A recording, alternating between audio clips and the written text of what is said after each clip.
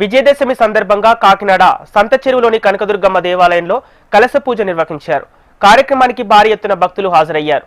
భక్తులకు ఎటువంటి అసౌకర్యాలు కలగకుండా ఏర్పాటు చేశామని ఆలయ కమిటీ సభ్యులు తెలిపారు. కనకదుర్గమ్మ ఆలయం నుంచి మరింత సమాచారం మా ప్రతినిధి దుర్గారావు అందిస్తారు.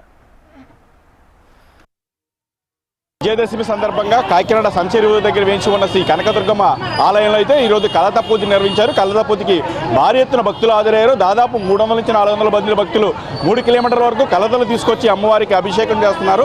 ప్రస్తుతం ఆలయ నిర్వాహకులు ఉన్నారు, వాళ్ళు మరింత సమాచారం తెలుసుకున్నారు. చెప్పండి, అసలు ఈ కలత పూజ యొక్క ప్రత్యేకత ఏంటి? జై శ్రీమన్నారాయణ నమః, జై మాత్రాయ నమః. సంసారి సెంటర్లో వెలిసినటువంటి శ్రీ శ్రీ కనకదుర్గమ్మ వారి ఆలయం నందు ఈరోజు 11వ రోజు శరన్నవరాత్రి సందర్భంగా కలశ పూజ చేస్తారు. ఈ కలశ పూజ యొక్క ప్రత్యేకత ఏమిటంటే ప్రతి ఒక్కరు కూడా వివాహం చేసుకుంటారు. వివాహం చేసుకున్న తర్వాత వాళ్ళ యొక్క కోరికలు తీరాలంటే అమ్మవారికి కలశ ఎత్తుకోవడం, ఆ కలశని ఊరంతా గ్రామం అంతా తిరిగి మళ్ళీ ఇక్కడ వచ్చి అమ్మవారికి అభిషేకం చేయడం. ఆ అభిషేకం చేసేటప్పుడు వీళ్ళు నడిచేటప్పుడు వీళ్ళ మనసులో కోరికలు తలుచుకుంటారు. అమ్మవారు మాకు ఈ కోరికలు జరగాలి, పెళ్ళి అవ్వాలి, పిల్లలు కడగాలి, ఉద్యోగ ఆరోగ్యం అన్ని బాగుండాలని కోరుకుంటారు. ఆ కోరుకున్న కార్యక్రమాన్ని అమ్మవారు విజయపదంగా నడిపిస్తుందని ఇది ఒక ప్రతీతి. దగ్గర ఒక 70 సంవత్సరం ఇదే కంటిన్యూ జరుగుతుంది. స్మార్ట్ సిటీ ప్రదాత అయినటువంటి శ్రీ వనిమాన వెంకటేశ్వర కొండబాబు గారు ఆధ్వర్యంలో ఆలయ చైర్మన్ అయినటువంటి తోట సుధీర్ గారి సారథ్యంలో కమిటీ సభ్యులు, వార్డు ఇన్ఛార్జీలు, కూటమి సభ్యులు అందరూ కలిసి తండోపతండాలుగా వచ్చి ఈ యొక్క అమ్మవారి దర్శనం చేయించుకోవడం, ఈ 11 రోజుల ఉత్సవాలు కూడా అత్యంత వైభవంగా చేయడం జరుగుతుంది.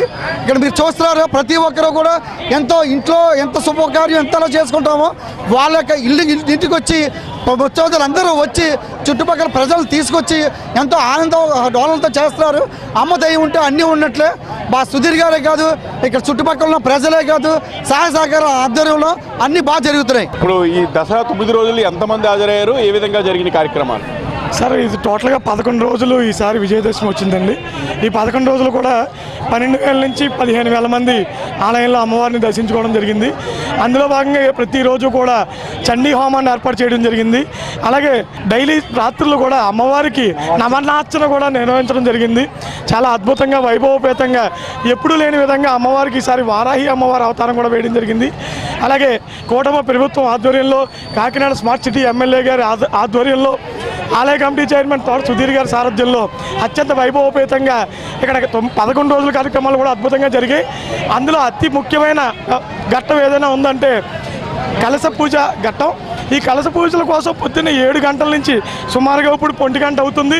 ఇప్పటి వరకు కూడా వర్ష ప్రభావం ఎక్కువగా ఉన్నా కూడా జనం 400 పైచీలకు ఆడవారందరూ ఇక్కడికి వచ్చి ఈ కలశ పూజలో పాల్గొని దిగ్విజయంగా అమ్మవారిని దర్శించుకుని కలశ పూజ చేసి ఇక్కడి నుంచి బయలుదేరడం జరుగుతుంది.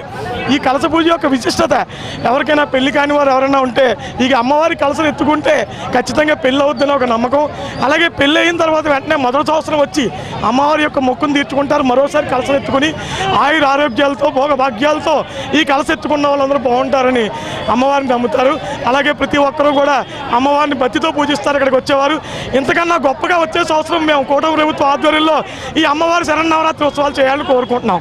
జై భవాని. చూస్తున్నారు, కలశాలు ఎలా ఎత్తుకుంటున్నారో మహిళలు చూడొచ్చు. ఈ కలశాల అనంతరం కూడా ఆ దేవుడికి అయితే రూపంలో అభిషేకం చేస్తూ ఉంటారని మనకి స్పష్టంగా తెలుస్తుంది. అభిషేకం మొత్తం ఇక్కడంతా పూర్తిగా తిరిగి వచ్చిన తర్వాత ఈ అభిషేకాన్ని నిర్వహిస్తారు. ఆ కలశలో ఉన్న ఆ అమ్మవారికి సంబంధించిన దాన్ని అభిషేకం చేసి వాళ్ళు కోరిన కోరికలు తీర్చుకుంటారు. ఇది కాకినాడ సంచెరువు దగ్గర దూరం నుంచి కలశ పూజ సంబంధించి తాజా అప్డేట్స్. వీడియో జర్నలిస్ట్ బాబ్జీతో దుర్గారావు.